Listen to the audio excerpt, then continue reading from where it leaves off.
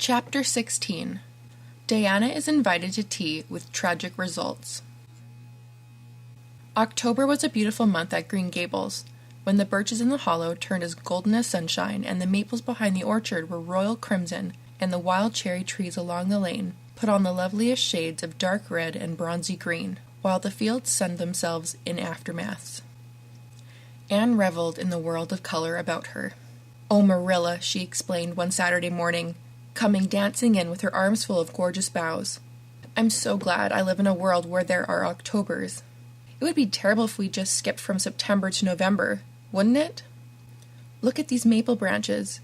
Don't they just give you a thrill? Several thrills? I'm going to decorate my room with them." "Messy things," said Marilla, whose aesthetic sense was not noticeably developed. "You clutter up your room entirely too much with out-of-doors stuff, Anne. Bedrooms were made to sleep in." "Oh, and dream in too, Marilla. And you know one can dream so much better in a room there are pretty things. I'm going to put these boughs in the old blue jug and set them on my table." "Mind you don't drop leaves all over the stairs, then. I'm going to a meeting of the Aid Society at Carmody this afternoon, Anne, and I won't likely be home before dark. You'll have to get Matthew and Jerry their supper, so mind you don't forget to put the tea to draw until you sit down at the table, as you did last time." "It was dreadful of me to forget," said Anne apologetically. "But that was the afternoon I was trying to think of a name for Violet Vale, and it crowded other things out. Matthew was so good. He never scolded a bit. He put the tea down himself and said we could wait a while as well as not. And I told him a lovely fairy story while we were waiting, so he didn't find the time long at all. It was a beautiful fairy story, Marilla. I forgot the end of it, so I made up an end for it myself, and Matthew said he couldn't tell where the join came in." "Matthew would think it all right, Anne, if you took a notion to get up and have dinner in the middle of the night. But you keep your wits about you this time, and I don't really know if I'm doing right. It may make you more addlepated than ever. But you can ask Diana to come over and spend the afternoon with you and have tea here." "Oh, Marilla!" Anne clasped her hands. "How perfectly lovely! You are able to imagine things after all, or else you'd never have understood how I've longed for that very thing. It will seem so nice and grown-uppish. No fear of my forgetting to put the tea to draw when I have company. Oh, Marilla, can I use the rosebud spray tea set?" "No, indeed. The rosebud tea set. Well, what next? You know I never use that except for the minister or the aides. You'll put down the old brown tea set, but you can open the little yellow crock of cherry preserves. It's time it was being used anyhow. I believe it's beginning to work. And you can cut some fruitcake and have some of the cookies and snaps." "I can just imagine myself sitting down at the head of the table and pouring out tea," said Anne, shutting her eyes ecstatically. "And asking Diana if she takes sugar. I know she doesn't, but of course I'll ask her just as if I didn't know. And then pressing her to take another piece of fruitcake and another helping of preserves. Oh, Marilla, it's a wonderful sensation just to think of it. Can I take her into the spare room to lay off her hat when she comes? And then into the parlor to sit? No, the sitting room will do for you and your company. But there's a bottle half full of raspberry cordial that was left over from the church social the other night. It's on the second shelf of the sitting room closet, and you and Diana can have it if you like, and a cookie to eat with it along in the afternoon, for I dare say Matthew will be coming in to tea since he's hauling potatoes to the vessel." Anne flew down to the hollow, past the Dryad's Bubble, and up the spruce path to Orchard Slope to ask Diana to tea. As a result, just after Marilla had driven off to Carmody, Diana came over, dressed in her second-best dress, and looking exactly as it is proper to look when asked out to tea. At other times, she was wont to run into the kitchen without knocking, but now she knocked primly at the front door. And when Anne, dressed in her second-best, as primly opened it, both little girls shook hands as gravely as if they had never met before. This unnatural solemnity lasted until Diana had taken to the east gable to lay off her hat, and then had sat for 10 minutes in the sitting room, toes in position. "How is your mother?" inquired Anne politely, just as if she had not seen Mrs. Barry picking apples that morning in excellent health and spirits. "She is very well, thank you. I suppose Mr. Cuthbert is hauling potatoes to the lily sands this afternoon, is he?" said Diana, who had ridden down to Mr. Harmon Andrews that morning in Matthew's cart. "Yes, our potato crop is very good this year. I hope your father's potato crop is good too." "It is fairly good, thank you. Have you picked many of your apples yet?" "Oh, ever so many," said Anne, forgetting to be dignified and jumping up quickly. "Let's go out to the orchard and get some of the red sweetings, Diana. Marilla says we can have all that are left on the tree.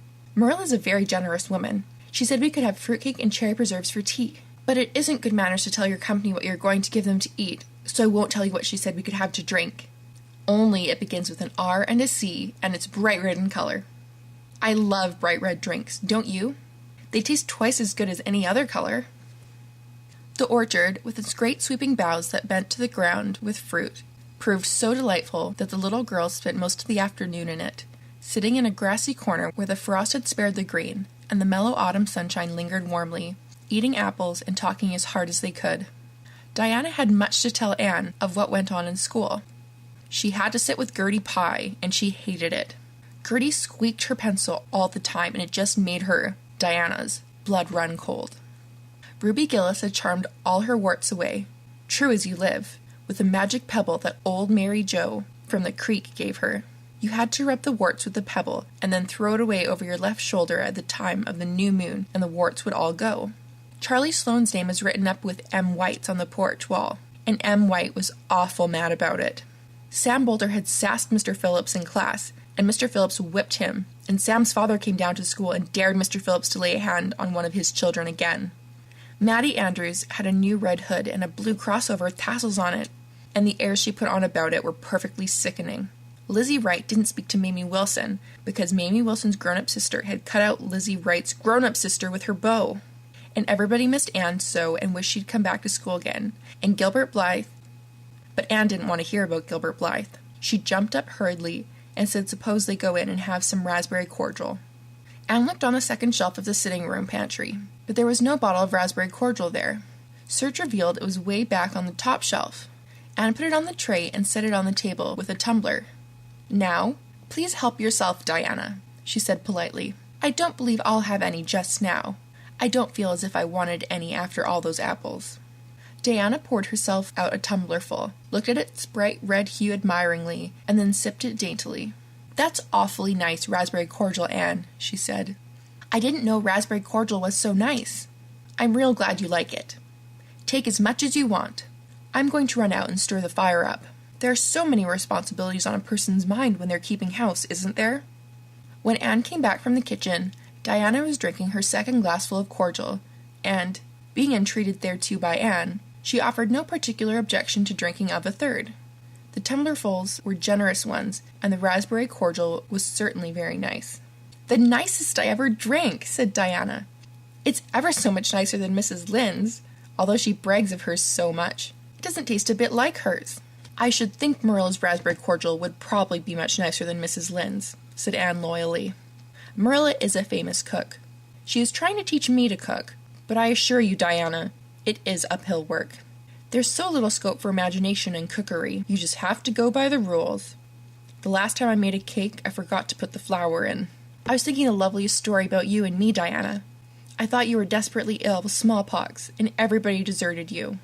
But I went boldly to your bedside and nursed you back to life, and then I took the smallpox and died, and I was buried under those poplar trees in the graveyard, and you planted a rose bush by my grave and watered it with your tears. You never, never forgot the friend of your youth, who sacrificed her life for you. Oh, it was such a pathetic little tale, Diana. The tears just rained down over my cheeks while I mixed the cake. But I forgot the flour, and the cake was a dismal failure. Flour is so essential to cakes, you know. Marilla was very cross, and I don't wonder. I'm a great trial to her. She was terribly mortified about the pudding sauce last week. We had a plum pudding for dinner on Tuesday, and there was half of the pudding and a pitcherful of sauce left over. Marilla said there was enough for another dinner, and told me to set it on the pantry shelf and cover it. I meant to cover it just as much as could be, Diana, but when I carried it in, I was imagining I was a nun. Of course I'm a Protestant, but I imagined I was a Catholic. Taking the veil to bury a broken heart in cloistered seclusion, I forgot all about covering the pudding sauce. I thought of it the next morning and ran to the pantry. Diana, fancy if you can my extreme horror at finding a mouse drowned in that pudding sauce. I lifted the mouse out with a spoon and threw it out in the yard, and then I washed the spoon in 3 waters.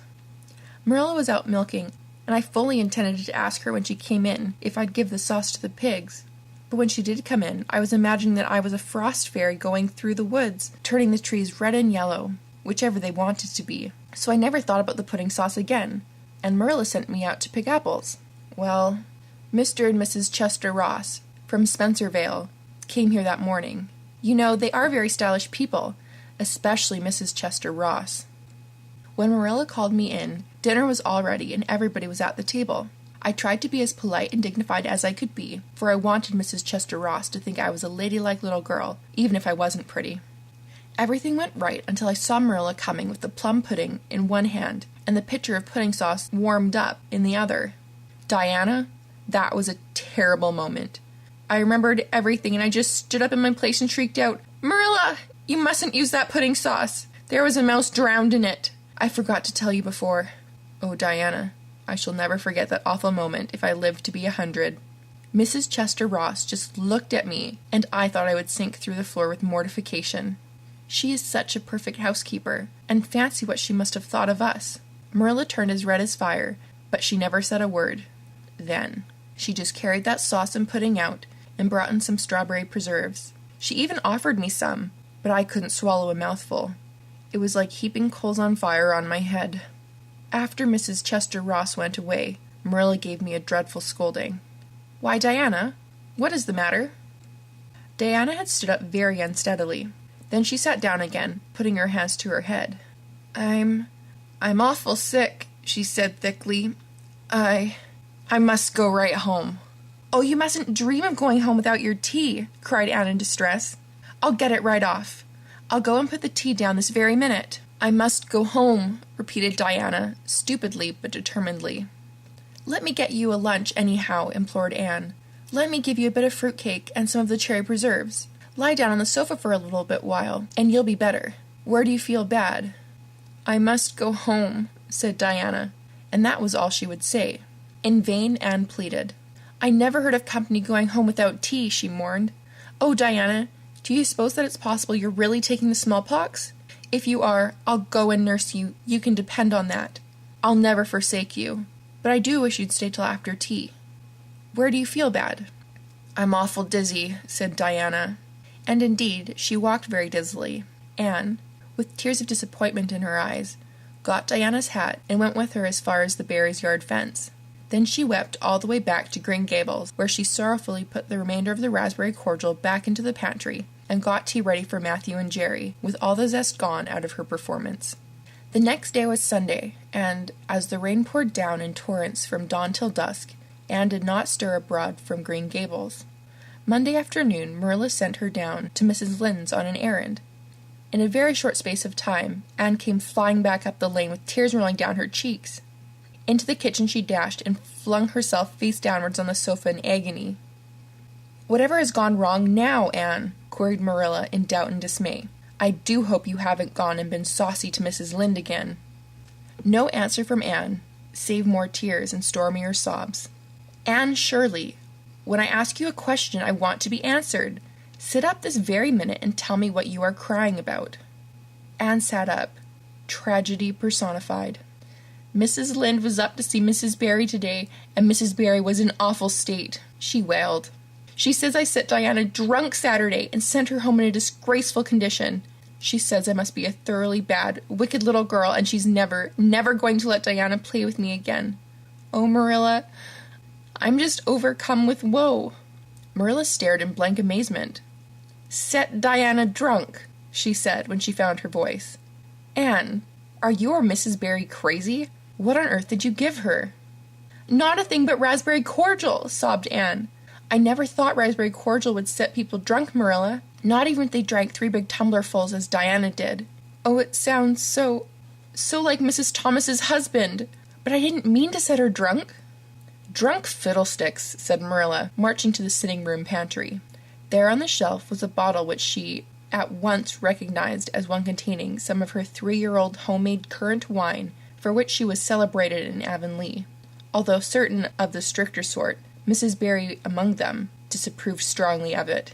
And at the same time Marilla recollected that she had put the bottle of raspberry cordial down in the cellar instead of the pantry as she had told Anne.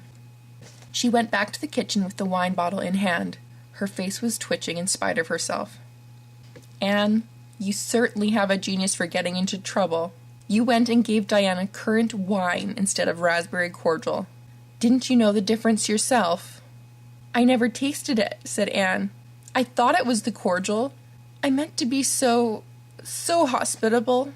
Diana got awfully sick and had to go home. Mrs. Barry told Mrs. Lynde she was simply dead drunk. She just laughed silly-like when her mother asked her what was the matter, and went to sleep and slept for hours. Her mother smelled her breath and knew she was drunk. She had a fearful headache all day yesterday. Mrs. Barry is so indignant. She will never believe but what I did it on purpose. I should think she would better punish Diana for being so greedy as to drink 3 glassfuls of anything," said Marilla shortly. "Why, 3 of those big glasses would have made her sick even if it had only been cordial. Well, this story will be a nice handle for those folks who are so down on me for making currant wine, although I haven't made any for 3 years, ever since I found out that the minister didn't approve. I just kept that bottle for sickness. There, child, don't cry. I can't see as you were to blame, although I'm sorry it happened so." "I must cry," said Anne. "My heart is broken. The stars in their courses fight against me, Marilla. Diana and I are parted forever. Oh, Marilla, I little dreamed of this when we first swore our vows of friendship." "Don't be foolish, Anne.